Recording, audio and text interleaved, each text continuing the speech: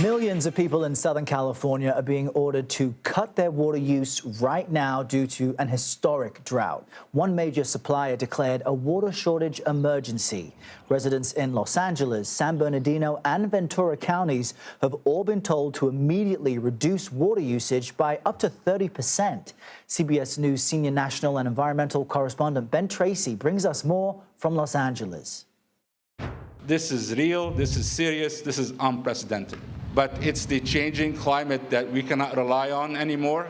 Southern California is now in a first-ever water shortage emergency.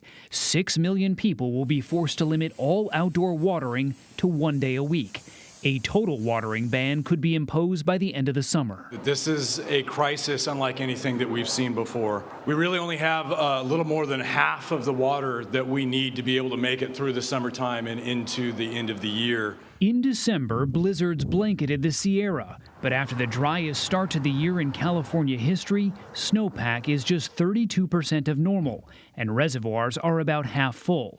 More than 95% of the Golden State is now suffering severe drought. January, February, and March are wettest months in California, and this year we've just had nothing at all. NASA scientist J.T. Reger says the American West is now in a 22-year-long mega drought, the worst in 1,200 years and intensified by climate change. A lot of people would call this the new abnormal. That's right. We're just starting to see the dominoes fall. So it's drier, we have less water in reservoirs, then we have fires, and in California there's really this series of consequences that we anticipate. And Ben Tracy joins us now to talk more about this. Ben, in your report, you mentioned the Sierra Nevada having a third of what it normally has at this time of year, and that reservoirs are half full. So what does that mean for the water supplies in California with only a third of the Sierra having what it needs right now? Yeah, it's a real problem because the way to think about the snowpack in California is it really is the state's savings account. So during the winter, it's supposed to pile up a bunch of snow, a bunch of ice that's holding a bunch of water supply in there.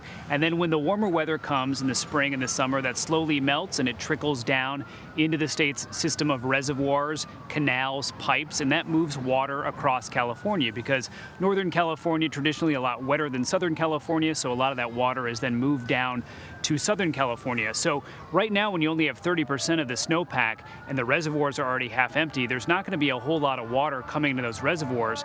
So the state is really starting out the dry part of the year in really bad shape because, Errol, the real bad news here is we traditionally don't get really any rain here in California for about another 7 months.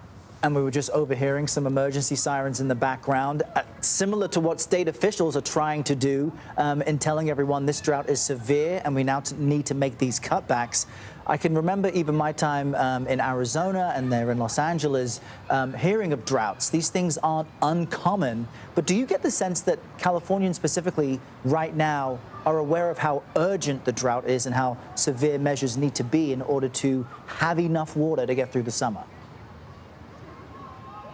There's likely a bit of drought fatigue here. I mean, this is something that cities like Los Angeles here have been dealing with on and off for the last decade and a half or so, where you'll have restrictions in place and then they're removed when we have a wet winter and then they're put back when we have a really dry one. There's kind of two groups of people in this state. I'd say the folks who work in agriculture, the farmers up in the Central Valley, the folks growing grapes along the coast for California's world-famous wines, they're very aware of all the drought issues because their livelihoods depend on it.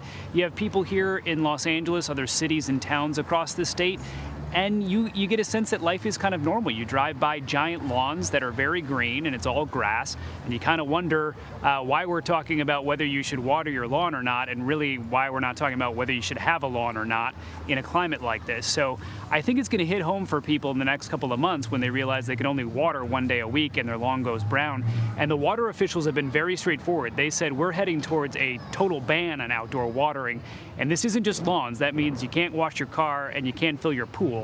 Those are two pretty important things to people, especially here in Southern California. Yeah, quality of life at risk. You mentioned also in your report climate change is intensifying the ongoing drought in the West. Just explain the impact climate change overall is having on this entire dynamic.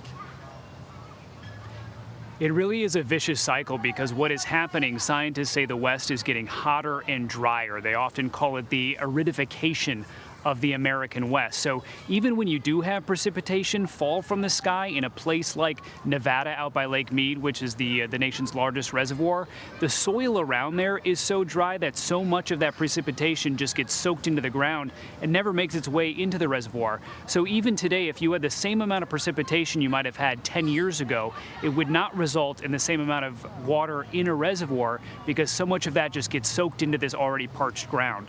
So as you get less rain and less snow, this problem just compounds year after year.